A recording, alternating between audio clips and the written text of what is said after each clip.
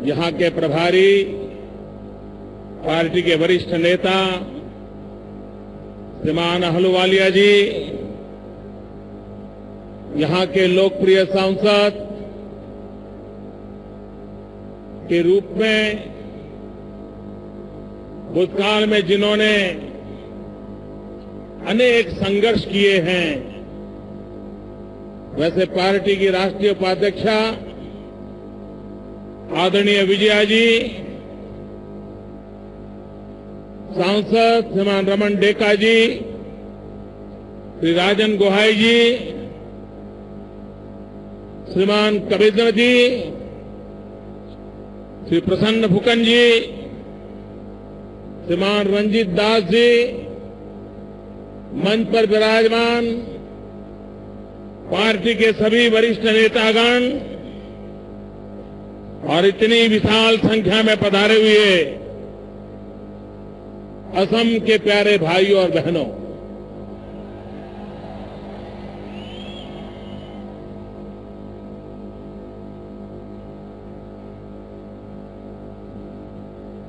यहां के पत्रकारों को भली भांति पता है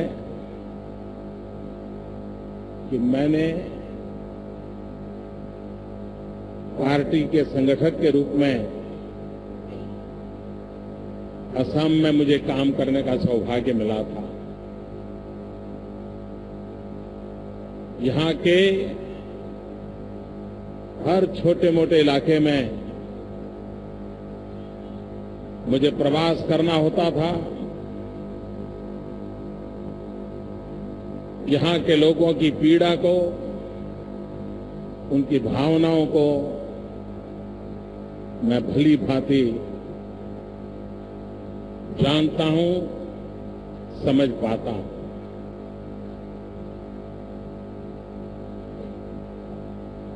असम के स्वाभिमान के लिए, असम की विरासत की रक्षा के लिए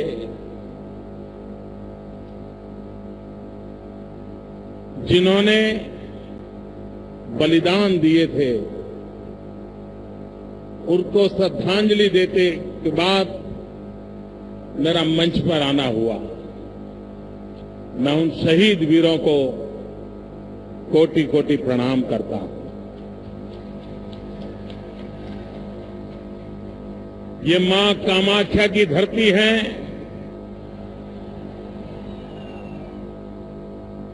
मां कामाख्या के आशीर्वाद के बिना कोई काम होना नहीं है। मैं इस पवित्र धरती को प्रणाम करता हूं। जब असम की याद करते हैं तो एक के बाद एक उन सभी महापुरुषों की श्रृंखला हमारी आंखों के सामने इतिहास के रूप में हमें प्रेरणा देती नजर आ रही है।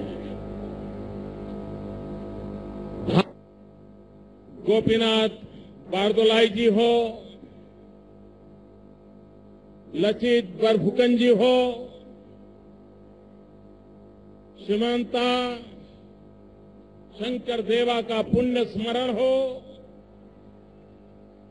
माधव देवा की भक्ति हो, अजान फकीर का सूफी नाद हो,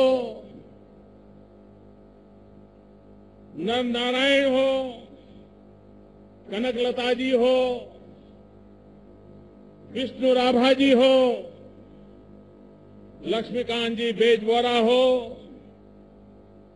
श्रीमान भूपेन हजारिका जी याद हो, सती जयमती जी का स्मरण हो, सती राधिका जी का स्मरण हो। भाइयों बहनों, कितने महापुरुष इस धरती ने दिए हैं, कितने वीर पुरुष दिए हैं। गोपीनाथ जी ने तो सरदार वल्लभ भाई पटेल के साथ कंधे से कंधा मिलाकर के असम को पाकिस्तान में जाने से बचा लिया था।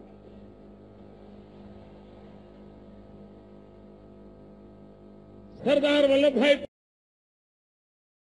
पटेल ने देश की एकता का एक महान काम किया था और इसी धरती के लाल गोपीनाथ जी ने कंधे से कंधा मिलाकर के सरदार वल्लभ भाई पटेल का साथ दिया था। लेकिन भाइयों बहनों, दिल्ली की सरकार एक ही परिवार की पूजा में व्यस्त है।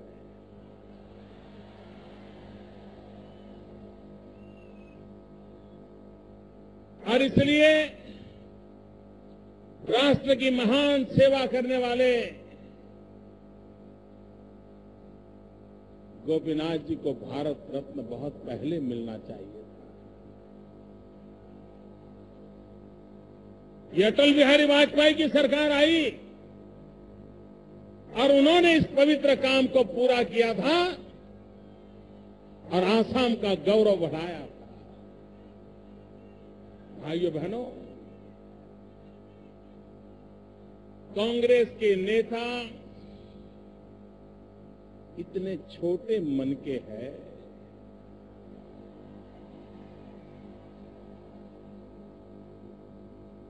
और मन भी छोटा है ऐसा नहीं,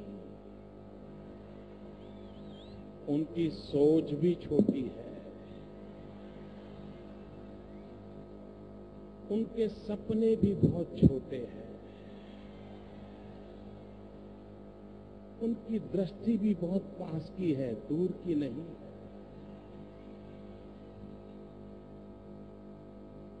और इसी का नतीजा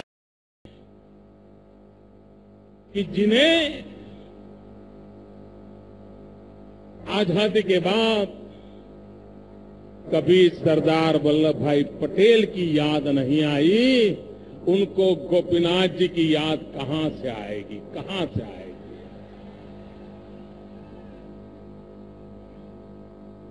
भाइयों बहनों, जब कांग्रेस के लोग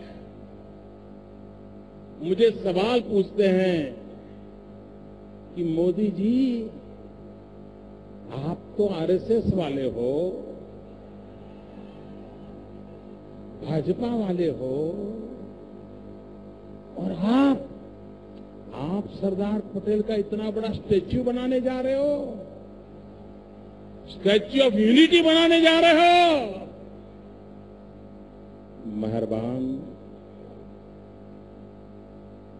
आपके लिए सरदार वल्लभ भाई पटेल दल के नेता होंगे, हमारे लिए सरदार वल्लभ भाई पटेल देश के नेता है, दल के नहीं, देश के नेता। आपके लिए सरदार वल्लभ भाई पटेल राजनेता होंगे, हमारे लिए सरदार वल्लभ भाई पटेल राष्ट्र नेता है, राष्ट्र की धरोहर है, राष्ट्र की विरासत है। कांग्रेस के नेता हमारी भावनाओं को नहीं समझ पाएंगे। सरदार वल्लभ भाई को, जिन्होंने देश को एक किया, उस महापुरुष के महान काम को कांग्रेस के नेता कभी भी स्वीकार करने को तैयार नहीं है। और आज जब गुजरात के लोगों ने बीड़ा उठाया है, देश के लोगों से सहयोग मिल रहा है, तो उन्हें न चाहते हुए भी सरदार साहब का नाम बोलना पड़ रहा है। और यही हमारी सफलता है कि 60 साल तक जिस महापुरुष को आपने भुला दिया था, हमने आपको मजबूर किया है, दिन रात उसके नाम के गीत गाने के लिए मजबूर कर दिया है। भाइयों बहनों, आज जब मैं असम की धरती पर आया हूं तो मेरे मन में भाइयों बहनों पीड़ा बहुत है।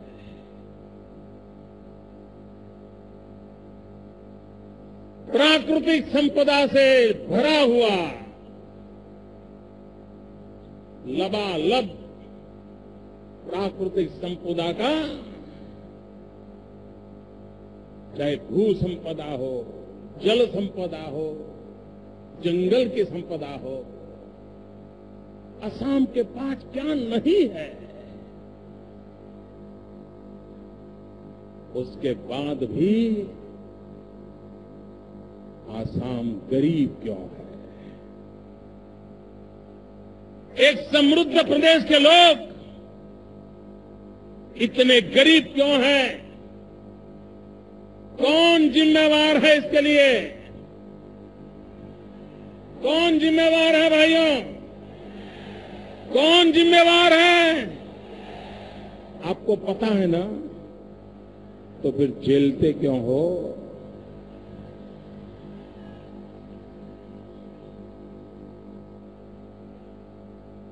किसका इंतजार था? अब वक्त बर्बाद मत कीजिए भाइयों बहनों। 100 दिन का सवाल है, 100 दिन का। इनकी विदाई निश्चित है। देश की जनता ने उनको विदाई देने का फैसला कर लिया है। अब कांग्रेस पार्टी बच नहीं सकती है। विपुलता के बीच भी भाइयों बहनों ये गरीबी अखरती है, पीड़ा देती है। भाइयों बहनों, ये ऐसा प्रदेश है जहां टीबी है, टिम्बर भी है। और मेरा तो चाय से जरा विशेष नाता है।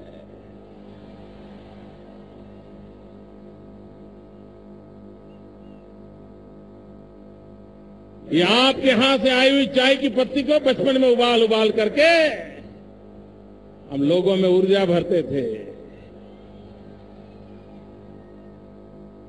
भाइयों बहनों, मेरे आसाम की चाय हिंदुस्तान के कोटि कोटि लोगों की सुबह ऊर्जावान बना देती है। लेकिन वही मेरा आसाम आज ऊर्जा के लिए परेशान महसूस हो रहा है। भाइयों बहनों, ये आसाम बहुत ही शांतिप्रिय लोग हैं। मैं यहां रहा हूं, इतने प्यारे लोग हैं, इतने शांतिप्रिय है। जब बिहू मनाते तो ऐसी मस्ती से मनाते हैं।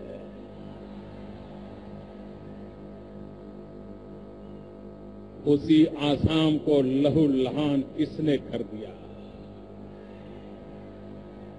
इसको खून के सिर किसने लथपथ कर दिया? आए दिन नौजवानों की जिंदगी जा रही है, जिम्मेवार कौन है? भाइयों बहनों, हमने कितने नौजवान खो दिए। ये भटके हुए हमारे नौजवान, इसी मिट्टी के संतान, क्या निर्दोषों को हम मरने देंगे? क्या खून का खेल चलने देंगे? और इसी बात के लिए भाइयों बहनों, हम सब ने मिलकर के शांति, एकता, भाईचारा के साथ विकास की यात्रा का रास्ता चुनना पड़ेगा। भाइयों बहनों, आसाम में कांग्रेस की सरकार, केंद्र में कांग्रेस की सरकार, और आपने तो देश को प्रधानमंत्री दिए हैं। देश के प्रधानमंत्री यहां से चुन करके जाते हैं। 23 साल से आप उनको भेज रहे हैं। भाइयों बहनों, आप मुझे बताइए, आपने इतना बड़ा इन्वेस्टमेंट किया, क्या मिला आपको? मुझे बताइए, क्या मिला? क्या मिला मुझे बताइए भैया, क्या मिला मुझे बताइए भैया।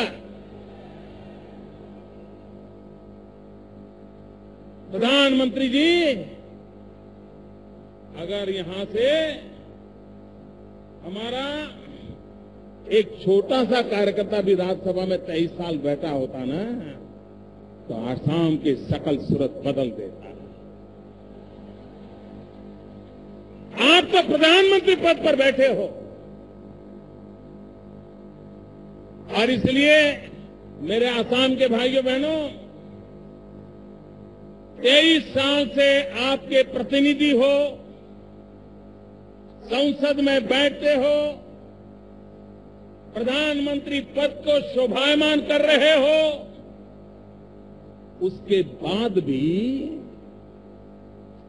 उनके अपने प्रदेश आसाम की ये दुर्दशा होगी तो पूरे हिंदुस्तान का तो कितना बुरा हाल होगा। जरा समीकरण बिठाइए। अगर जो आपके होकर के आपका नहीं कर पाए तो देश के में वो किसका कर सकते हैं? प्रधानमंत्री जी, आपको जवाब देना पड़ेगा। और लोकतंत्र में हिंदुस्तान के नागरिकों का हक बनता है आपसे जवाब मांगना। असम की जनता का विशेष हक बनता है आपसे जवाब मांगना। भाइयों बहनों, प्रधानमंत्री आपके हो, मुख्यमंत्री आपके हो, लगातार एक ही पार्टी की सरकार, एक ही नेता की सरकार चली हो, उसके बावजूद भी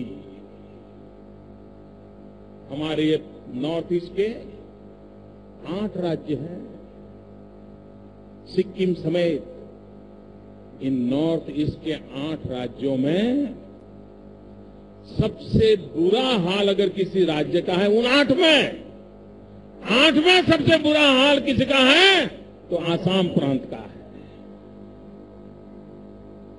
नागालैंड से भी आसाम की हालत खराब है। भाइयों बहनों, सिक्किम ने टूरिज्म के विषय में इतना काम किया, क्या आसाम में नहीं हो सकता था?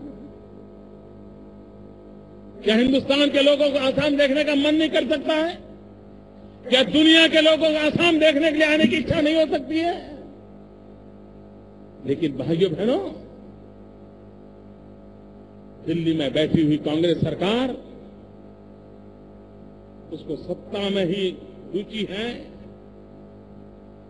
भाइयों बहनों, आसाम में प्रति व्यक्ति आय सबसे कम है। ये गरीबी का नजारा है। प्रधानमंत्री और मुख्यमंत्री एक ही दल के, एक ही राज्य के होने के बावजूद भी सर्वाधिक गरीबों की संख्या आसाम प्रदेश में है।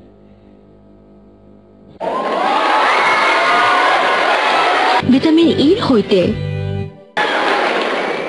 सर्वाधिक प्राकृतिक संपदाएं हैं, उसके बावजूद भी सही नेतृत्व न होने के कारण, सही नीतियां न होने के कारण और नियत साफ नहीं होने के कारण ये आज हालत पैदा हुआ है। इस हालत को बदलना है। और इसलिए भाइयों बहनों, भारतीय जनता पार्टी का संकल्प है कि हम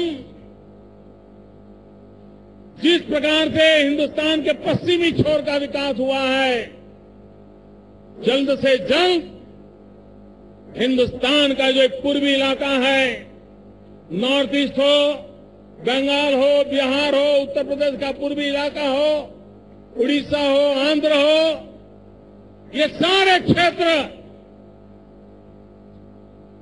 इनका विकास की हमारी प्राथमिकता है ताकि हिंदुस्तान में सभी राज्यों का बराबर विकास हो सके। और इसलिए उसके लिए विशेष ध्यान देने का हम लोगों का सोच है। भाइयों बहनों, और ये सोच हमारी आज की नहीं है। अटल बिहारी वाजपेयी जी जब एनडीए सरकार का नेतृत्व करते थे, तब से हमने इन बातों पर ख्याल रखा है। ये वाजपेयी जी थे जिन्होंने पहली बार नॉर्थ ईस्ट के विकास के लिए अलग मंत्री की, अलग मिनिस्ट्री की व्यवस्था की थी, अलग डिपार्टमेंट खोला था। इतना ही नहीं, प्रधानमंत्री स्वयं नॉर्थ ईस्ट में आकर के पूरा अपना काफिला लेकर के आए थे, सारे अधिकारियों को लेकर के आए थे।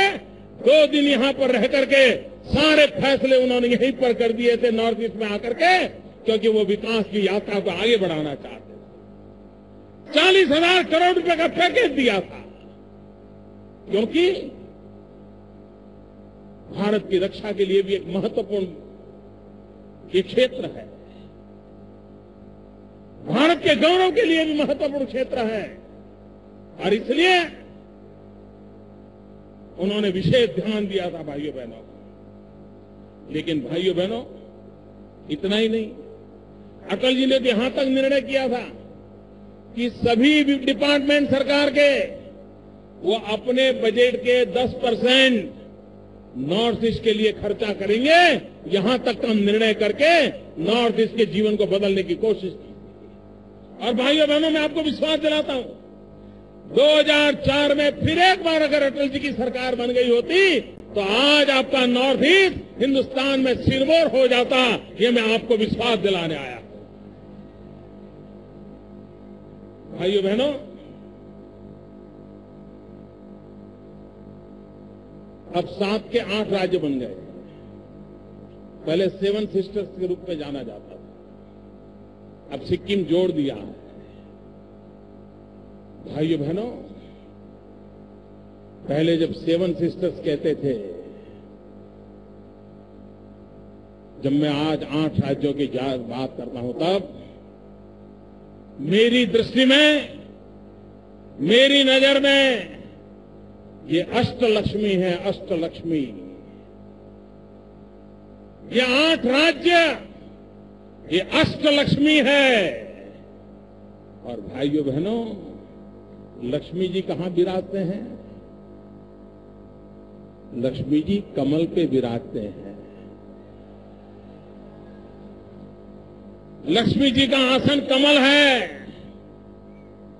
एक बार आप कमल पर आशीर्वाद बरसाइए, लक्ष्मी जी, अष्टलक्ष्मी इस पर आरूढ़ हो जाएंगे। 8 राज्यों के विकास की नई ऊंचाइयों को पार कर लेंगे भाइयों बहनों। और उस काम को लेकर के हम आगे चलना चाहते हैं भाइयों बहनों। हमारे पास हिंदुस्तान में चारों तरफ नदियां हैं। अकेला आसाम भाग्यशाली है, उसके पास नद है, नद। ब्रह्मपुत्रा को नदी नहीं कहते, नद कहते हैं। लेकिन भाइयों बहनों, गुवाहाटी को पीने का पानी मिलता है क्या? क्यों ऐसा कर रहे हो? ये काम मुझे समझ नहीं आता है। इतना पानी है, लेकिन पानी पीने के लिए लोग तरस रहे हैं। भाइयों बहनों, मेरे गुजरात में नदियां नहीं है। ब्रह्मपुत्रा जैसी नदी तो हम सोच भी नहीं सकते। एक बेचारी नर्मदा मैया हमारी है। और गुजरात में कच्छ और पाकिस्तान की सीमा तक हमारे पास पीने का पानी नहीं था। पीने का पानी पहुंचाने का हमने बीड़ा उठाया। जहां हमारे यहां हजारों गांवों में टैंकर से पानी जाता था, आज से 8 साल पहले हमने हजारों किलोमीटर लंबी पाइपलाइन डाली और नर्मदा का पीने का शुद्ध पानी पाकिस्तान की सीमा तक, जहां हमारा सैनिक तैनात है, वहां तक पहुंचा दिया। पीने का शुद्ध पानी गांवों में पहुंचा दिया। और पाइप की साइज की कल्पना कर सकते हो? पाइप की साइज क्या है भाइयों बहनों? वो पाइप की साइज ऐसी है कि श्रीमान तरुण गोगोई परिवार के साथ मारुति कार में बैठ करके उस पाइप के अंदर कार चला सकते हैं।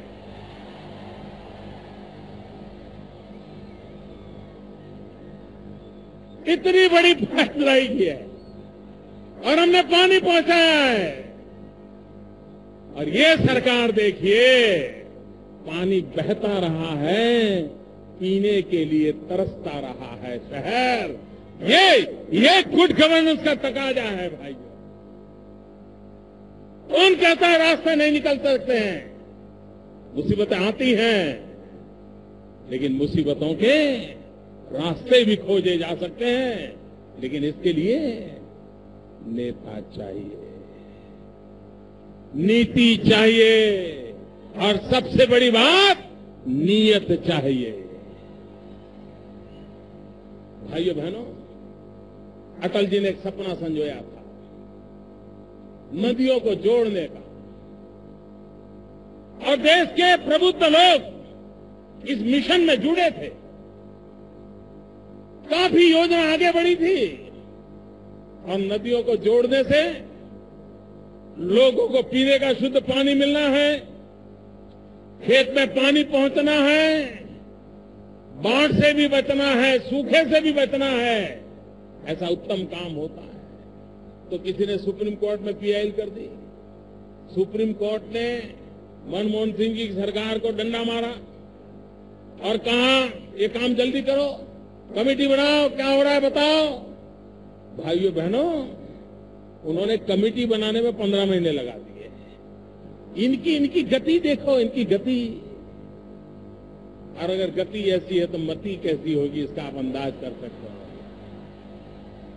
और इसलिए भाइयों बहनों, आज जब मैं नौजवानों के बीच आया हूं, तब हिंदुस्तान भाग्यवान है। 65% जनसंख्या 35 साल से कम आयु की है। जिस देश के पास 65% जनसंख्या ऐसी नौजवान हो,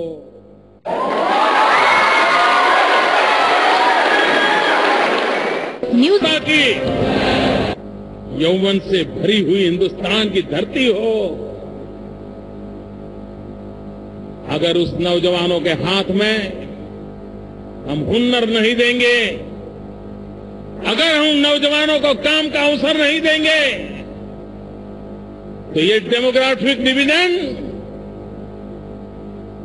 डेमोग्राफिक डिफिकल्टी में बदल सकता है। समय रहते हमने हमारे नौजवानों को रोजगार के अवसर देने पड़ेंगे। स्किल डेवलपमेंट का मिशन चलाना पड़ेगा। रोजी रोटी कमाने के लिए नौजवानों को भटकना पड़े, इस स्थिति से हमें बाहर आना पड़ेगा। और हिंदुस्तान के नौजवान में दम है, उसको मौका दिया तो स्थितियों को पलट सकता है। भाई, रोजगार को प्राथमिकता दिए बिना हम हिंदुस्तान के भविष्य को सुनिश्चित नहीं कर सकते हैं। और इसलिए जब मैं आज आपके पास आया हूं, तब मैं कल आईटी प्रोफेशनल लोगों के साथ एक सेमिनार में था। तब मैंने उनसे पूछा, मैंने कहा भाई, सारी दुनिया के लोग आईसीटी के माध्यम से आउटसोर्स करवा रहे हैं। अमेरिका काम आउटसोर्सिंग से बेंगलोर में हो रहा है, दुनिया के कई देशों का हो रहा है, क्योंकि वो आर्थिक रूप से उनके लिए सुविधाजनक होता है और हमारे लड़कों में टैलेंट होती है। पहले काम बेंगलोर में ज्यादा होता था, बेंगलोर भर गया तो हैदराबाद गया, हैदराबाद भर गया तो चेन्नई गया, पुणे गया। क्या ये काम आसाम में नहीं हो सकता है क्या? ये काम नॉर्थ ईस्ट में नहीं हो सकता है क्या ये काम छोटे शहरों में नहीं हो सकता है? अगर हम ब्रॉडबैंड कनेक्टिविटी दें, ऑप्टिकल फाइबर नेटवर्क की सुविधा दें, सैटेलाइट सिस्टम से अगर उनको कनेक्टिविटी की सुविधा करें, तो असम के गांवों में भी हमारे बच्चे आईटी के माध्यम से, कंप्यूटर के माध्यम से काम करके घंटे 2 घंटों में बैंगलोर के ऑफिस को पहुंचा सकते हैं, वहां से अमेरिका जा सकता है, वो घर बैठे कमाई कर सकता है। लेकिन भाइयों बहनों, ये नहीं करेंगे। अगर मैं ये कहता हूं तो कहते हैं मोदी जी बात तो सही है, लेकिन बिजली कहां है? अरे कहां है तो बिजली लाओ। भाइयों बहनों, ऐसी निराशा, इससे कभी देश प्रगति नहीं कर सकता। तकलीफें होगी, मुसीबतें होगी, कठिनाइयां भी होगी, लेकिन इरादा तो चाहिए। भाइयों बहनों, ये कांग्रेस पार्टी वादे लेकर के पिछले 60 साल से हमको गुमराह कर रही है। अब वादे पर मत जाइए, इरादे लेकर के मैं आया हूं आपके पास, वादों पर मत जाइए। भाइयों बहनों, आपने 60 साल तक कांग्रेस को झेला है ना? 60 साल तक कांग्रेस को झेला है ना? कुछ मिला है? भैया इतनी कठिनाइयां झेल रहे हो तो एक 60 महीने मुझे दे दो ना। एक 60 महीने दे करके देखो दोस्तों। मेरा नेक इरादा कहता है कि हम आपकी आशा आकांक्षाओं में खड़े उतरेंगे और हम स्थितियां बदल करके दिखा देंगे। भाइयों बहनों, मैं हैरान हूं, ये कांग्रेस के नेता लोग ये भारत को अपनी पर्सनल प्रॉपर्टी मानते हैं क्या? कि इन्होंने आसाम की जमीन देने का फैसला किया, आपको पूछा था क्या? आपको पूछा है क्या? ये किसको पूछ के कर रहे हैं भाई? ना किसको पूछ के कर रहे हैं? क्या लोकतंत्र है कि नहीं है? आपने आसाम के कांग्रेस के नेताओं से जवाब मांगा? ये किसको पूछ के कर रहे हो? भाइयों बहनों, अटल जी कहा करते थे कि हम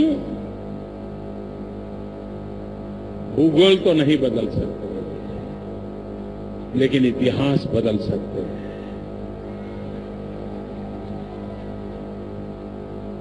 जो पड़ोसी है, पड़ोसी रहने वाला है, लेकिन भाइयों बहनों, हम एक नया इतिहास तो बना सकते हैं। हमारी अस्मिता की रक्षा करते हुए, हमारी जल, जमीन, जंगल की रक्षा करते हुए, हमारी परंपराओं की रक्षा करते हुए, हम अड़ोस पड़ोस के साथ मजबूत मधुर रिश्ते भी तो बना सकते हैं। लेकिन अगर आप में ही दम नहीं है तो आपसे दोस्ती कौन करेगा? और दोस्ती करके मरेगा क्या? अगर आपके सीने में दम है तो दोस्त भी मिल जाते हैं। पहले आप में दम होना चाहिए। भाइयों बहनों, मैं हैरान हूं, जब राजीव गांधी प्रधानमंत्री थे 35 साल पहले असम के लोगों को एक वादा किया गया था, घुसपैठियों को निकालने का वादा हुआ था, एकॉर्ड हुआ था। कांग्रेस की सरकार ने उसको लागू किया लागू। कांग्रेस पार्टी के प्रधानमंत्री और असम एकॉर्ड के अंतर्गत यहां से घुसपैठियों को निकालने का उन्होंने वादा किया था। 35 साल पूरे होने आए हैं, लेकिन आज तक उस काम को पूरा नहीं किया गया है। भाइयों बहनों, मेरा असम का नौजवान बेरोजगार हो और घुसपैठियों को नौकरी मिल जाए, मेरा असम का नौजवान भूखा हो और घुसपैठिए मजे से खाना खाए, ऐसा कैसा देश है? भाइयों बहनों, समय की मांग है कि देश में तत्काल, विशेष करके बांग्लादेश से सटे हुए राज्यों में रजिस्ट्रेशन का काम होना चाहिए, सबूतों का वेरिफिकेशन होना चाहिए, और कौन बाहर से आए हैं, कौन यहां के हैं, इसका फैसला करके बांग्लादेशियों के लिए नए सिरे से सोचने की हिम्मत दिल्ली की सरकार दिखानी चाहिए। ये भाइयों बहनों समय की मांग है। राजीव गांधी ने जो वादा किया था, वो वादा उनके परिवार के लोग भी पूरा नहीं कर रहे हैं। वो करे या न करे, हम करके दिखाएंगे।